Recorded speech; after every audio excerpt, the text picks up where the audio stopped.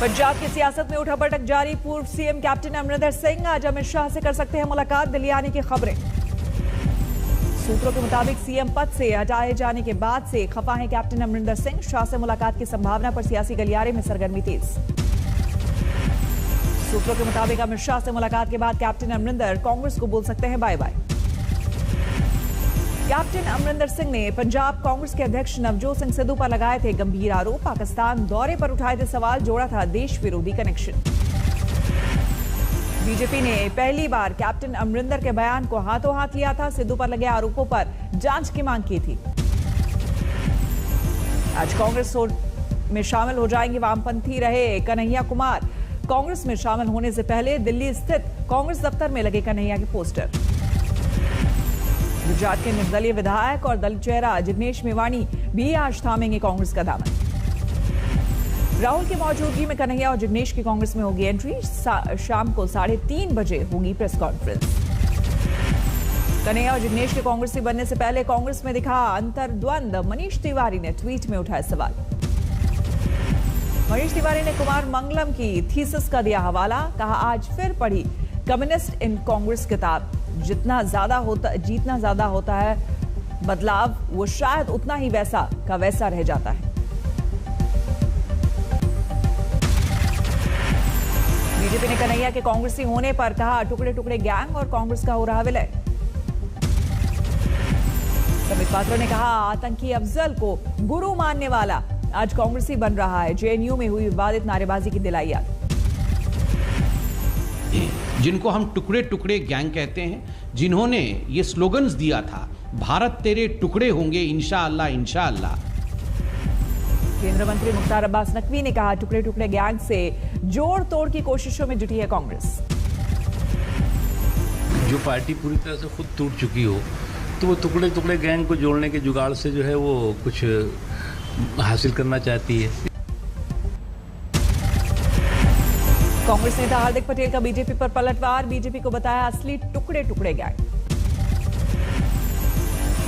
हार्दिक पटेल ने कहा, बीजेपी जाति और समुदाय के आधार पर बांट रही देश। भारतीय जनता पार्टी जो धर्म के आधार पर बांटती है, जो जातियों के आधार पर बांटती है, जो गांवों में समुदायों के आधार पर लोगों को बांटना शुरू कर दिया है। हार्दिक पटेल ने कहा, बीजेपी विरोध करने वालों को बताती है देशद्रोही। हार्दिक ने कहा, राहुल गांधी ने युवाओं को कांग्रेस से जोड़कर किया सही काम। अभी तो ये शुरुआत है, आगे सामने आएंगे और कई नाम। कानपुर में परिवहन विभाग के चेयर इत्तफाकुद्दीन पर धर्म परिवर्तन को बढ़ावा देने का लगा आरोप। घर पर हुई तकरीर पर वीडियो वायरल। आईएएस के सामने एक मौलाना ने तकरीर में पंजाब के हिंदू युवक के इस्लाम कबूल करने का दिया हवाला। कहा, बहन की मौत पर क्रियाकर्म के तरीके से था नाराज।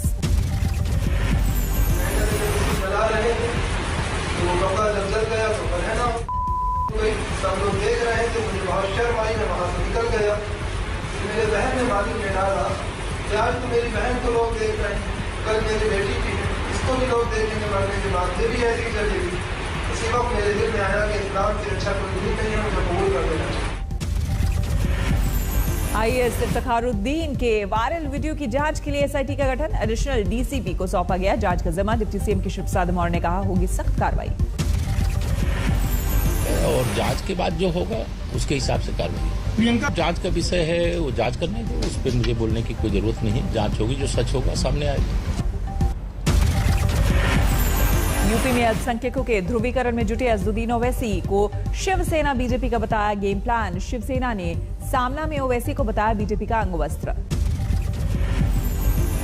सामना में शिवसेना ने बीजेपी की सफल यात्रा के लिए ओवैसी को पर्दे के पीछे का सूत्रधार बताया। लिखा, मियां अज़दुद्दीन ओवैसी और उनकी पार्टी शानदार तरीके से काम कर रही है।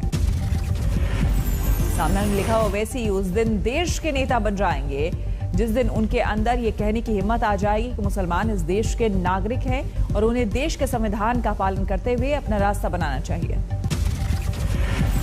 ओवैसी ने पलटवार में शिवसेना पर की विवादित टिप्पणी। कहा, कभी फिर से बीजेपी के गोद में बैठ सकती है शिवसेना। ओवैसी को लेकर शिवसेना के वार पर बीजेपी का पलटवार। कहा, ओवैसी को विपक्ष ने हैदराबाद से बुलाया। यूपी की डिप्टी सीएम दिनेश शर्मा ने असदुद्दीन ओवैसी को दी नसीहत। हैदराबाद जाकर अपने दल के लोगों को बताए, यूपी में योगी सरकार आने के बाद एक भी दंगा नहीं हुआ है। हैदराबादी भाईजान उत्तर प्रदेश का अभी काखागा नहीं जानते, उनको जाके हैदराबाद के लोगों को बताना चाहिए, अपने दल के लोगों को, कि उत्तर प्रदेश के योगी जी से सीखो। डिप्टी सीएम दिनेश शर्मा ने कहा, यूपी में सरकारी योजनाओं में अल्पसंख्यकों से नहीं हुआ कोई भेदभाव। बोले, यूपी में 18 से 19% होगी मुसलमानों की आबादी, लेकिन सरकारी योजनाओं में उन्हें 26 से 27% का मिला लाभ। दिनेश शर्मा ने प्रियंका गांधी को बताया पर्यटक। कहा, कुछ लोग 4.5 साल तक घर से नहीं निकलते, 4.5 साल पूरा होते ही वो अपने परिवार के साथ राजनीतिक पर्यटन यात्रा पर निकल जाते हैं। समित पात्रा का बयान, पीएम मोदी ने किसानों के लिए ऐतिहासिक निर्णय लिए, लेकिन कुछ पारिवारिक राजनीतिक दल किसानों के नाम से अपनी मंशा पूरी करने की कोशिशों में जुटे। पीएम मोदी ने 35 विशेष किस्म की फसलें देश को समर्पित की, किसानों के लिए लॉन्च किया इनका बीज। पीएम मोदी ने कहा, ये विशेष किस्म की फसलें और बीज जलवायु परिवर्तन में करेगी सुरक्षा, कुपोषण से मुक्ति दिलाएंगे। पीएम ने कहा, अलग अलग क्षेत्रों का रखा गया है ध्यान, फसलों की कुछ किस्में कम पानी वाले क्षेत्रों के लिए और कुछ खारे पानी में भी उपजने में है सक्षम। पीएम मोदी ने शोध के लिए कृषि वैज्ञानिकों की सराहना की। कहा, इन फसलों से किसानों की आय दोगुनी करने में मिलेगा सहायता। यहाँ पर समाधान तैयार होंगे, जो सॉल्यूशन निकलेंगे वो देश की कृषि और किसानों की आय बढ़ाने में कारगर सिद्ध होंगे।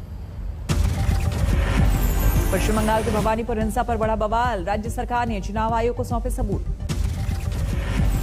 बीजेपी के प्रतिनिधिमंडल ने चुनाव आयोग में दर्ज कराए भवानीपुर हंगामे की शिकायत, पूरे इलाके में धारा 144 लगाने की मांग। बीजेपी ने चुनाव आयोग से कहा, बूथ के अंदर केंद्रीय बलों की हो तैनाती। बीजेपी के प्रतिनिधिमंडल ने कहा, सुरक्षा इंतजामों कोलकाता पुलिस की सक्रिय भागीदारी ना हो। भवानीपुर में चुनाव पर रोक नहीं, तय वक्त पर होगा चुनाव, कलकत्ता हाईकोर्ट का फैसला। बीजेपी नेता अर्जुन सिंह को भी करना पड़ा विरोध का सामना, गो बैक के लगे थे नारे। बीजेपी के राष्ट्रीय उपाध्यक्ष दिलीप घोष ने लगाया था हमले के आरोप, सुरक्षाकर्मी ने तानी बंदूक। भवानीपुर में हंगामे के बाद बीजेपी ने की उपचुनाव रद्द करने की मांग, कहा ऐसे हालात में ठीक नहीं वोटिंग कराना। टीएमसी का जवाब, दिलीप घोष को बॉडीगार्ड ने भीड़ को बंदूक दिखाकर डराने की कोशिश की। दिलीप घोष के आरोप पर टीएमसी नेता सौगत रॉय ने कहा, ध्यान खींचने के लिए किया गया ड्रामा, किसी को कोई चोट नहीं लगी। भवानीपुर में 30 सितंबर को होगा मतदान, चुनाव से पहले सियासी घमासान तेज। बीजेपी से टीएमसी में गए मुकुल रॉय के खिलाफ कलकत्ता हाईकोर्ट पहुंचे शुभेंदु अधिकारी, दल बदल कानून के तहत विधायकी खत्म करने की मांग।